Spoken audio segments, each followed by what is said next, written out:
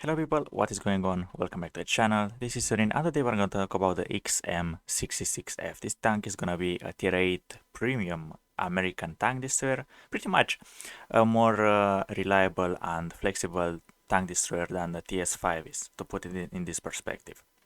So, this vehicle is being super tested. We actually have some pictures of it of this, and first of all, this tank looks very ugly. You have kind of a disproportional turret. I mean, the turret is like, will have pretty much like the same turret of a Yak Panzer 100, placed it in onto something like, I don't know, like on a roof.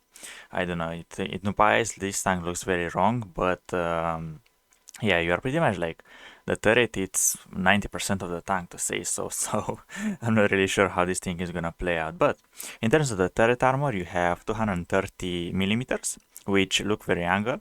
You also have a slight cupola. This thing probably is gonna be overmatchable. I'm not really sure what is the value, but probably versus hit rounds and tanks that are pretty tall, they're gonna be able to overmatch this. Those things probably they're gonna be very strong. So in terms of the turret armor, this thing is gonna be probably as good as the TS5 frontally, but when you look at the armor of the hull, 95 millimeters, yeah, it's not gonna bounce anything. But probably because it's very angled, you might take some occasional bounces. But you really want to play hull now with this vehicle, and the lower plate is once again very angled, but pretty huge at the same time. So I think the armor layout is gonna be the same as the BZ58-2, not the marathon, the battle pass token vehicle. So yeah, for a tier 8, this armor looks a bit interesting on a turret. In terms of the gun, you have 400 alpha damage, the same as you do on the TS5. 9.59 reload, which means your DPM is roughly 2.5k without batteries in arms, without food and everything. So the base DPM is kind of good. 0.36 accuracy is, I think, the same as the T28. 2.21 seconds aiming time, that's actually really decent. So in terms of gun use, are actually pretty okay. I mean, you don't have the highest DPM as you have on the TS, but you have 30 degrees to the left and 30 degrees to the right. So if you get tracked, you can still, be a bit dangerous towards your opponent.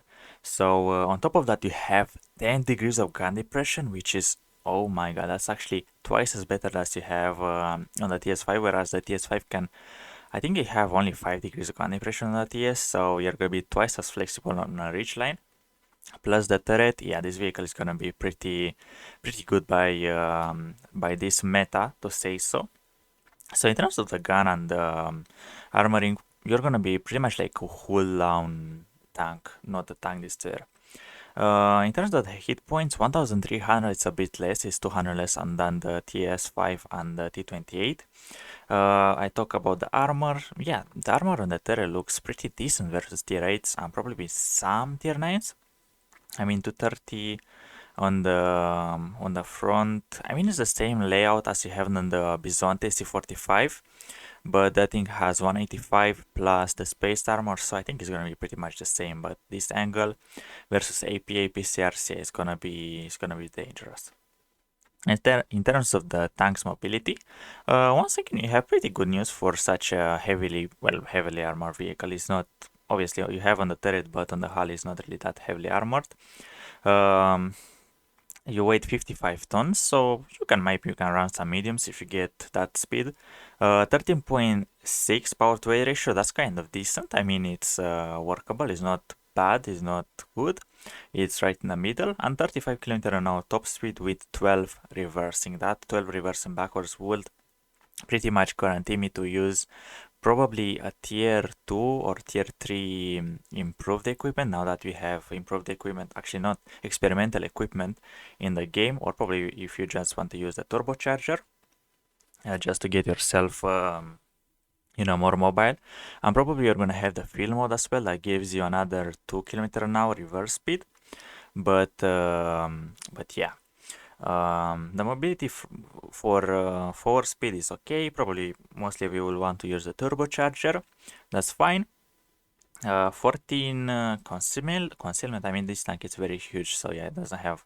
We do have tank destroyer concealment, but obviously you're not gonna really rely on it. And 380 meters view range is kind of mediocre. I mean, with premium consumable, with brothers in arms, with probably ventilation, you might get to 45 meter.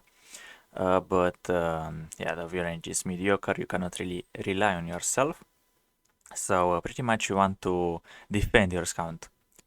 But once again, you're frontal assault vehicle, so at the same time you don't really need a scout for you to, just fight on ridge lines. So yeah, this is a brand new vehicle. I think everything is gonna be subject to change, so this is not gonna be the last statistics. So another thing I want to mention about this vehicle's armor, obviously you have this thing when you are gonna fight the city maps, you want to side scrape. This thing is gonna be probably like weak point. So yeah, pretty much this vehicle is gonna be only a tank good for the Hulldown. So yeah, what else? Oh boy. 40 meters of rear armor and like 50 on the side. Yeah, this vehicle is gonna be really loved by artillery pieces. It's like, look how big this engine deck is. Also, if you want to side scrape, the engine is gonna be popping out. So yeah, once enemies are gonna get your side, or artillery piece if it's gonna shoot you near your rear, he's gonna do like 200, 300 alpha splash damage. So yeah, this vehicle is gonna be a bit complex. Plus, it looks very chunky, it looks very tall, and easy target to hit. So yeah, once again, only frontal assault vehicle. Let's see what other pictures we have. So in terms of the penetration, 232 is a bit low because usually you have 248 or 250 on your AP, but on APCRs you have 276. That's lower than you have on the TS. You have 300 hit. And on the other one, the T28, you have 298 APCRs, I think. So in terms of ammunition, it's worse, but I think it's balanced. I mean, you can still do the job with these numbers. And of course, 60 meters of HE pen with 550, and that's probably like when you want to finish like people that are like 13, 15 hit points. So yeah, this tank looks interesting. I'm not really sure what Wargaming are gonna release it as. Is this gonna be the chapter 4 vehicle? I think it's being released like real quick, and there are not gonna be chances of being this one. But once again, there are vehicles that are being released overnight, and they're just loot box vehicles. So I cannot really get my opinion on this. But here are the full statistics. Unfortunately, we don't have any kind of dispersions. So because you have a turret, you also have the turret dispersions. So I'm not really gonna be sure how accurate, how bad of a dispersion you're gonna have. Will you need to use not vertical stabilizer because it's IRM? I'm not really sure, but probably the setup with this vehicle is gonna be obviously rammer, the hardening for city maps, and of course the turbocharger. Or alternatively, we can use rammer, IRM, and another piece of equipment like optics for Prohorovka maps or anything like. I cannot really give my opinion because I don't have the dispersion. If the dispersion are bad, yeah, you can use the obviously the IRM, but if they're good, probably you want to go vents instead of that. So yeah. Here's the comparison to a TS5. I mean, actually, yeah, there we go. So by the looks of it, you have better. Wargaming considers better firepower just because you obviously have the -10. Obviously, you have semi-traversable turret, and yeah, by the looks of it, you're gonna turn faster. You are much quicker. And actually, you have better view range than the TS5. I did not realize that. And obviously you have worse camo because you are taller. Here is the picture of it. Here is the research thing. So 120 millimeters. Yeah, you're not gonna be able to overmatch 40 millimeter plate.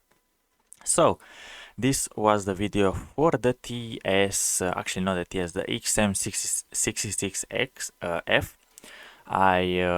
Once again, I don't know what Wargaming are gonna do with this vehicle. Obviously, it's being super test. It's gonna have its statistics change, I think, and only time will tell what vehicle this is gonna be for. So this was the video. Thank you very much for watching, guys, and I'll see you legends in the next one. Bye bye.